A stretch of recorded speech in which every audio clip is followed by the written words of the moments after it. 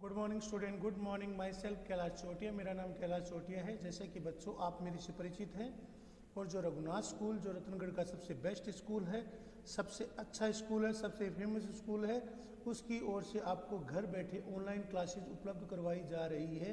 उन online classes में मैं कक्षा 12 में आपको राजनीति विज्ञान का अध्ययन है वो करवा रहा हूँ। जैसा कि बच्चों कल हमारा जो टॉपिक चल रहा था उसमें हमने आतंकवादी संगठनों के बारे में पढ़ा था। तो वास्तव में ऊपरी तौर पर शीत युद्ध तो समाप्त हो गया बेटा, लेकिन विचारधारा के तौर पर ये आज भी जिंदा है। आतंकवाद है वो आज भी जिंदा है। मौजूदा ISIS, Islamic state of Iraq and Syria में तालिबान और आतंकवाद का विश्वव्यापी स्वरूप उसका हिस्सा है। इस स्वरूप का अपना तंत्र है, अपनी विचारधारा है। आईसिस की मुख्य कमाई का स्रोत है वो खाड़ी देशों में जो तेल के कुएं हैं उन पर उसका नियंत्रण है।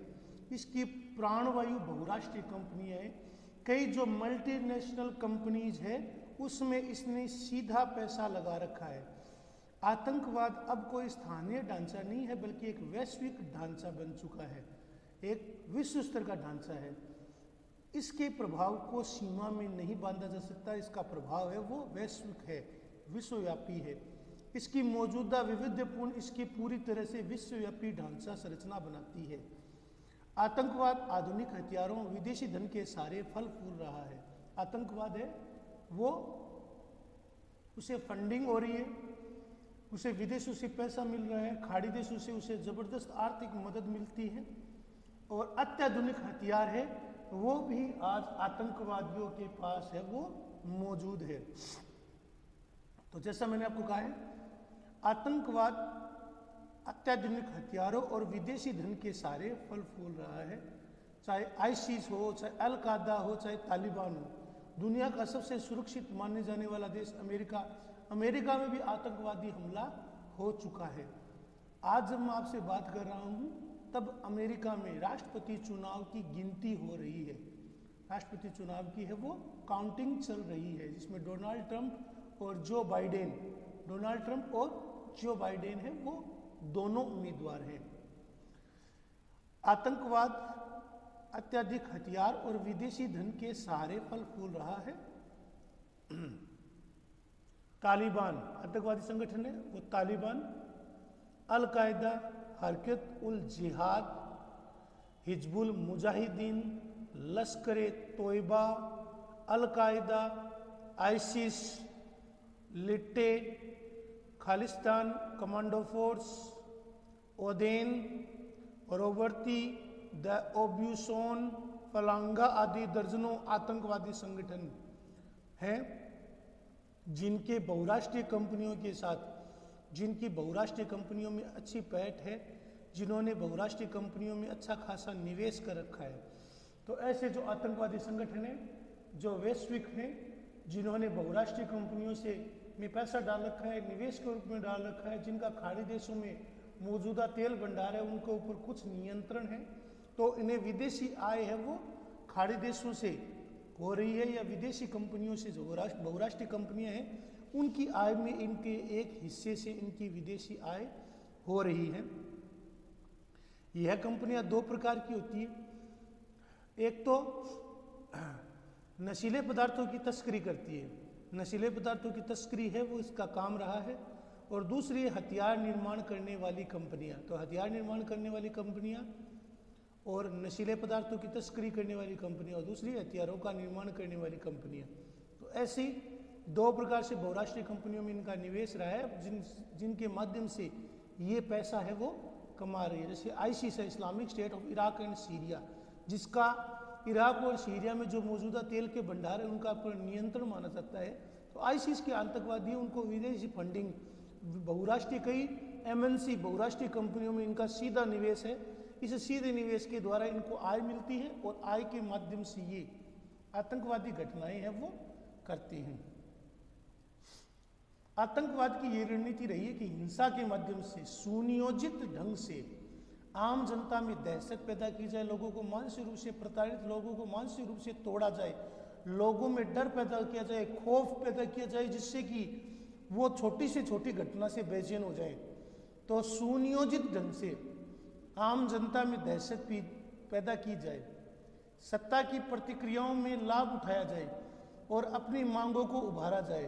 बी क्रोंजियर में द थ्योरी ऑफ कॉन्फ्लिक्ट 1975 में रेखांकित किया गया है कि आतंक और हिंसा कमजोरों के अस्त्र हैं।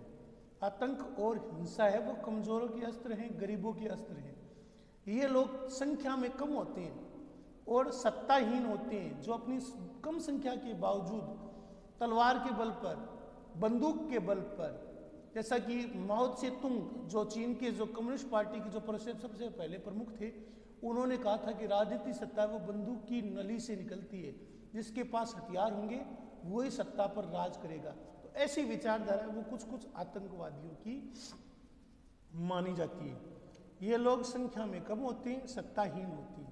ये ऐसे लोग होते हैं जो परंपरागत ढंग से सत्ता प्राप्त करने में असफल होते हैं और अपनी असफलता को छुपाने के लिए, अपनी असफलता की कुंठा को समाप्त करने के लिए ये आतंक का सहारा लेते हैं। धार्मिक आधार पर आतंक का सहारा लेते हैं। एक धर्म विशेष, एक संप्रदाय विशेष है, उसका सहारा लेकर लोगों को जिहाद करने के लिए, एक विशेष समुदाय के लोगों को जिहाद करने के लिए, पूरी दुनिया में आतंक मचाने के लिए यहूदियों के खिलाफ, ईसाइयों के खिलाफ, हिंदुओं के खिलाफ जिहाद करना और अपनी सर्वोच्च सत्ता की स्थापना करना, ये आतंकवादियों का लक्ष्य रहा है।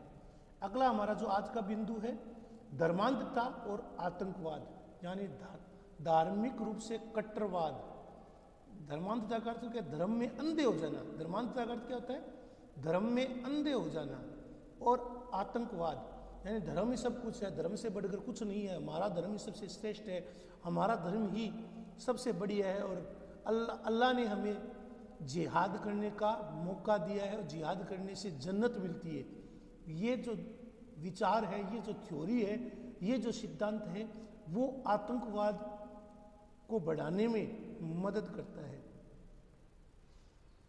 आतंकवाद को धर्म से संबंध मानने की प्रवृत्ति है, वो काफी दिनों से विवाद का विषय रही है। यह गंभीर प्रश्न है कि आतंकवाद को किसी एक धर्म विशेष से जोड़ा जाए या नहीं।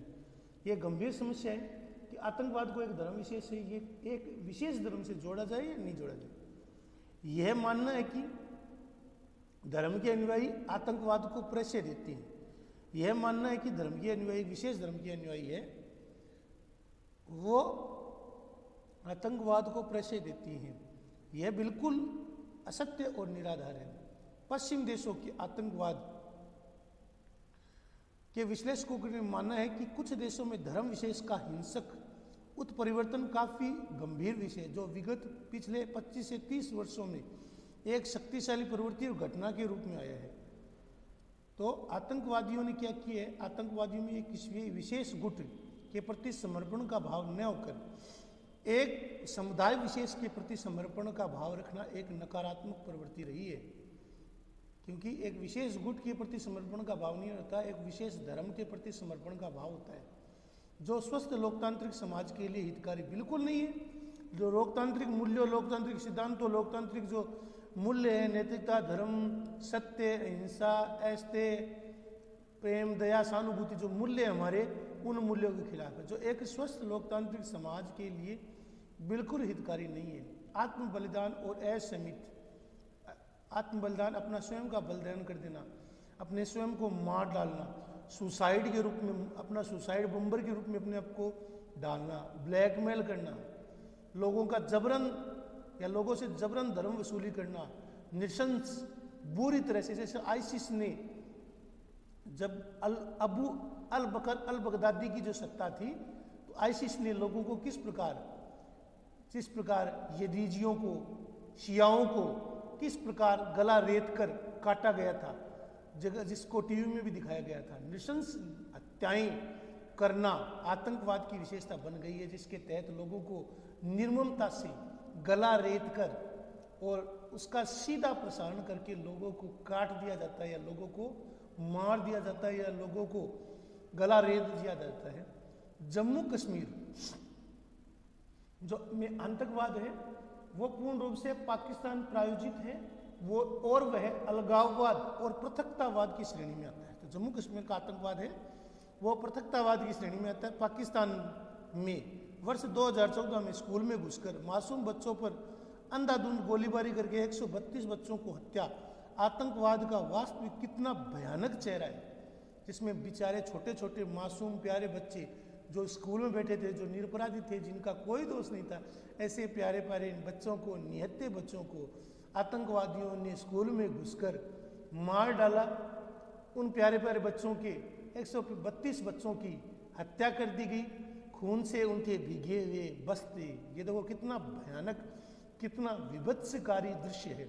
खून से भीगे हुए बस्ते, पानी की बोतलें, जूते, खाने के टिफिन बताते हैं कि आतंक वास्तव में मानवता के विरुद्ध है, मानवता के सिद्धांत के, मानवीय मूल्यों, मानवीय सहानुभूति, मानवीय दया, करुणा, प्रेम, सहयोग जैसे जो मानवीय मूल्य हैं, ये मानवीय मूल्यों के भी खिलाफ है, ये मानवीय विचारधारा के भी खिलाफ, ये मानवीय जो हमारे गुण हैं उनके भी खिलाफ है। ये इन्हें हम किसी तरीके से इंसान की श्रेणी में तो नहीं रख सकते।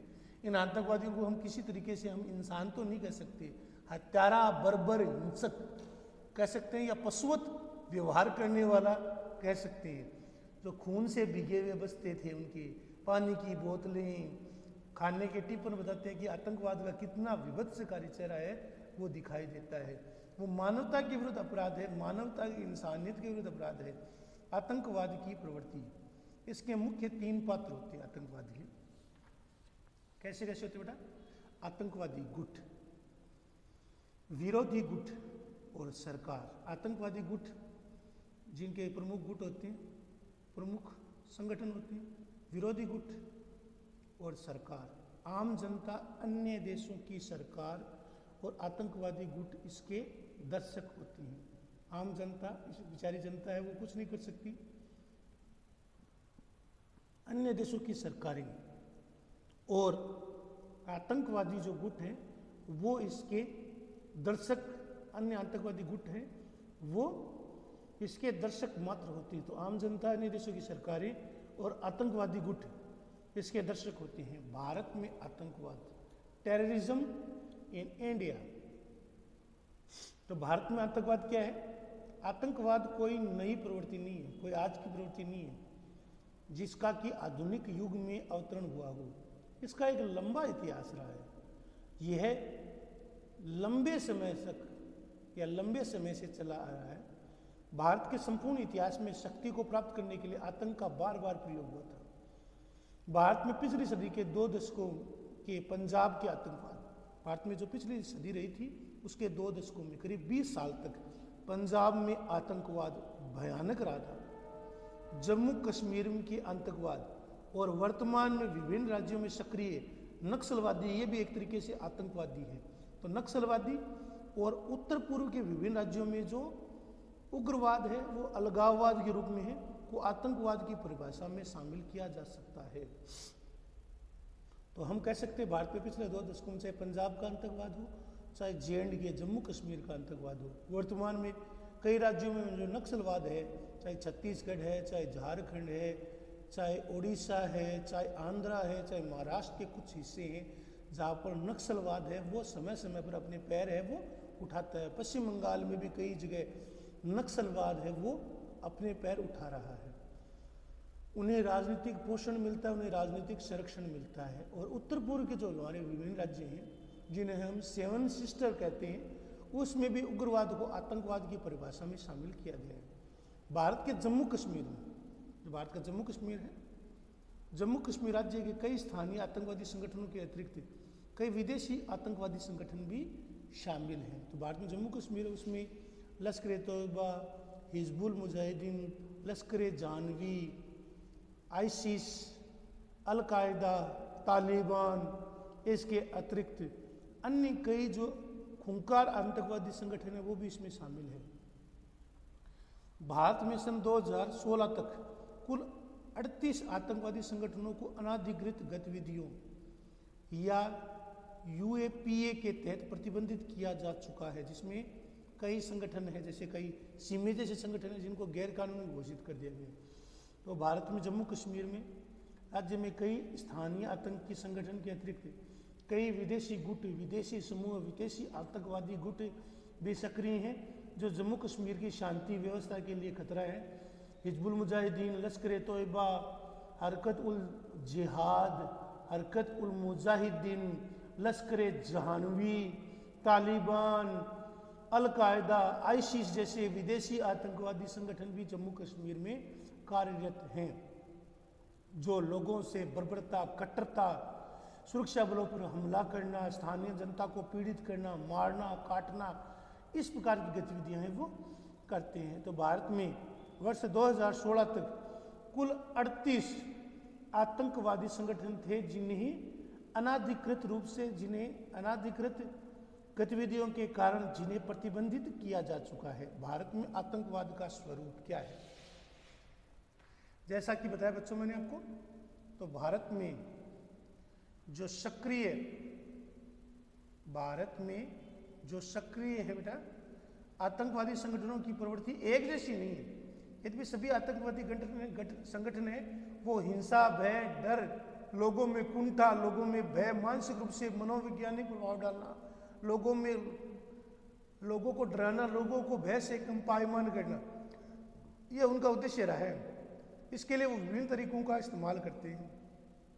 भारत के उत्तर पूर्व के राज्यों, विशेषकर जो हमारे सीमावर्ती राज्य हैं, उत्तर पूर्व के राज्य जो जिन्हें हम सेवन सिस्टर कहते हैं, वो राज्य जम्मू कश्मीर, असम, पंजाब, आंध्र, छत्तीसगढ़, झारखंड, उड़ीसा, बिहार, बंगाल, महाराष्ट्र आदि में आतंकवादी गुट सक्रिय है जिन्हें हम नक्सलवादी भी कहते हैं। और जो जम्मू कश्मीर, पंजाब में जो खालिस्तान कमांडो फोर्स या जम्मू कश्मीर में जो आतंकवादी संगठन है, इनके नाम मैंने बताया। जबकि आंध्रा में, छत्तीसगढ़ में, झारखंड में, उड़ीसा में, बिहार में, बंगाल में, महाराष्ट्र में प्रमुख नक्सलवादी और कुछ का संबंध आतंकवादी गुटों से भी पाया गया है। कश्मीर में आतंकवादी गुटों को धार्मिक कारणों से अधिक जनाधार प्राप्त है क्योंकि कश्मीर में, जम्मू कश्मीर में एक विशेष धर्म के लोग हैं। उन्हें विदेशी पाकिस्तान का समर्थन भी भरपूर मात्रा में प्राप्त होता है। उन्हें धन मिलता है, हथियार मिलता है, प्रशिक्षण मिलता है। दुष्प्रचार, युवाओं में धार्मिक विचारधारा विकार पैदा करके पाकिस्तान ने अहम भूमिका निभाई है। मनोवैज्ञानिक रूप से विभिन्न हथकंडों का प्रयोग करते हुए कश्मीर के युवाओं में धर्मांधता, कट्टरता की भावना पैदा करके उनका मुख्य राष्ट्रीय धारा से उन्हें विमुख करने में विदेशी समर्थन का बहुत बड़ा योगदान रहा है। विदेशी समर्थन का एक बहुत बड़ा योगदान रहा है, जिससे क्या हुआ है, भारत के भौगोलिक, राजनीतिक और सामरिक हितों के ऊपर प्रतिकूल प्रभाव पड़ता है। यदि पिछले शताब्दी में सक्रिय पंजाब में जो अलगाववादी आतंकवादी थे, वह कश्मीर में आतंकवादियों का केंद्रीय लक्ष्य पृथक राष्ट्र की मांग एक जैसा था। जब पंजाब में या पिछली शताब्दी में पंजाब में खालिस्तान कमांडो फोर्स और जो कश्मीर में लश्कर तोयबा, हिजबुल मुजाहिदीन, लश्कर जहानवी जैसे आतंकवादी संगठनों का मुख्य उद्देश्य क्या है, एक पृथक राष्ट्र बनाना की मांग को पैदा करना है। पंजाब और जम्मू कश्मीर में आतंकवाद पूर्णतः पृथकतावाद की श्रेणी में आता है, यानी देश को अलग करना, देश से टूटना, अलगाववाद, पृथकतावाद की भावना में आता है। सभी आतंकवादी संगठनों की एक जैसी राजनीतिक सोच संभव नहीं है। तो सभी आतंकवादी संगठन है, उनकी एक जैसी सोच नहीं है, उनकी एक जैसी विचारधारा नहीं है। जो जम्मू कश्मीर और पंजाब में जो आतंकवादी संगठन रहे थे या जो जम्मू कश्मीर में हैं वर्तमान में, उन आतंकवादी वो अलगाववाद से प्रभावित हैं, वो कट्टर एक विशेष धर्म को मानने वाले हैं, उन्हें वहाँ की जनता का समर्थन है, उनका जनता के कुछ भाग में उनको समर्थन करता है।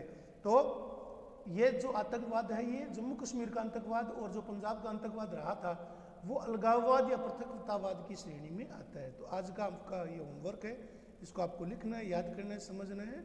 धन्यवाद।